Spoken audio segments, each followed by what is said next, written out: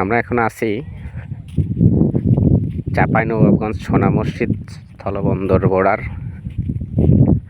তো এই বর্ডারে অসংখ্য গরু, ইন্ডিয়ান গরু এবং বাংলাদেশ গরু যৌথভাবে খাওয়ানো হয় এবং ইয়ে করছে। তো তোমার আমরা